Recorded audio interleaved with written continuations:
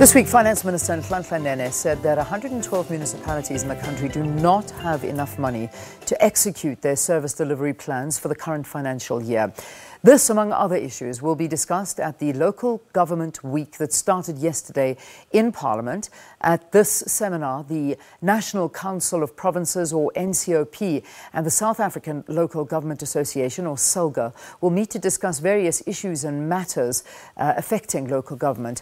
Morning Live invited the Minister of Cooperative Governance and Traditional Affairs, Dr. Zweli Mkhize, to talk to us about the issues, but unfortunately he declined. So joining us now from Cape Town, we have Parks Tau, who is the president of SALGA. So thank you so much for joining us. It's lovely to have you again on Morning Live.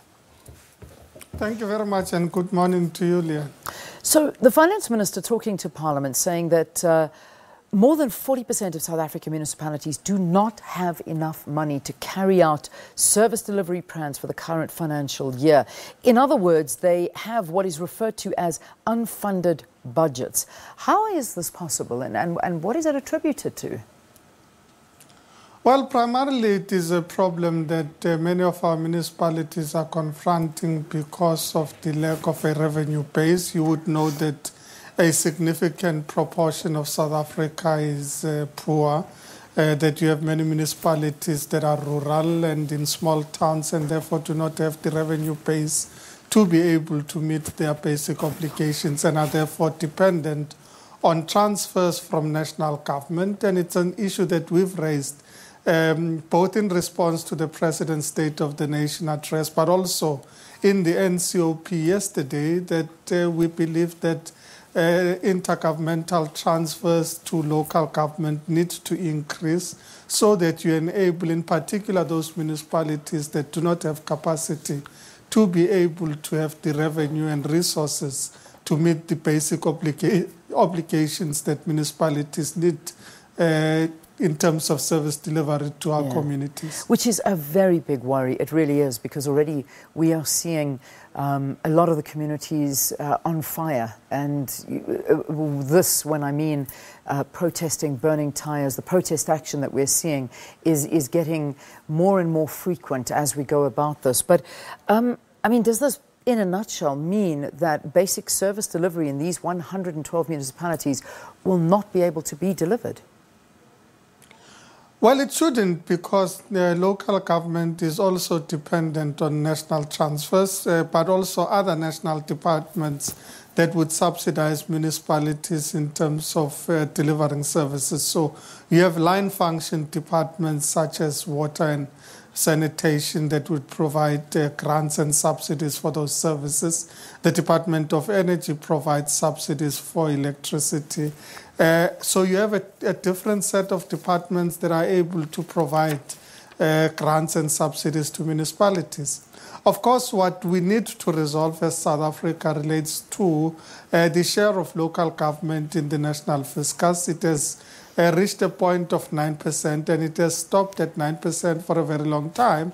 And we've said to the Minister of Finance that with local government bearing the brunt of providing the most basic services to communities, that this share in the revenue of the national fiscus needs to be increased, and we need to agree on how this would be increased progressively. The second point that we've made is that with those of our municipalities that have better capacity, your larger cities and metropolitan municipalities, that we need to revise the sources of revenue that they generate, including the possible introduction of a local business tax. It is a matter that the Minister of Finance reflected on in our discussions yesterday.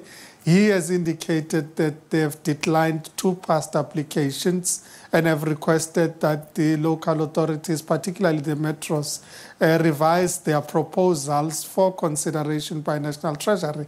And when we're talking about introducing a local business tax, we're not saying that the tax incidence to the taxpayer should increase. It is about introducing tax at a local level and therefore reducing taxes from other spheres of government that, in fact, you can increase local authorities' capacity to deliver services and meet their obligations.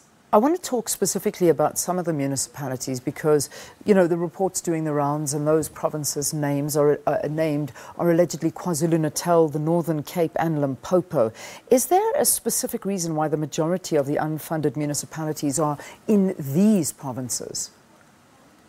Well, you would know that these are the poorer provinces, particularly the large rural provinces that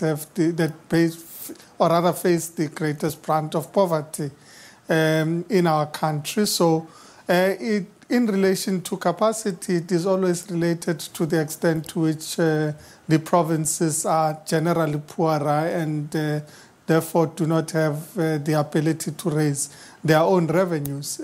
Which brings me back to the primary issue that is the theme of this week's Local Government Week, which relates to spatial planning and land use management. Yeah. Because what we're saying is that spatial patterns in our country are skewed, and we need to ensure that collectively with government, that is provincial, national and local government, we're able to reverse the spatial patterns of our country so that we ensure even development throughout the provinces, but also even within the cities, that we create greater integration in our cities and therefore greater equity in terms of access to resources and services in our cities and towns. Yeah. Parks, we have to leave it there, unfortunately. I know it's a big conversation, but we're running into news. Spatial planning, an issue I know that has been discussed by SALGA at many, many times. But thank you for talking to us, sharing your views on this story that we're talking about. The Finance Minister saying 112 municipalities in the country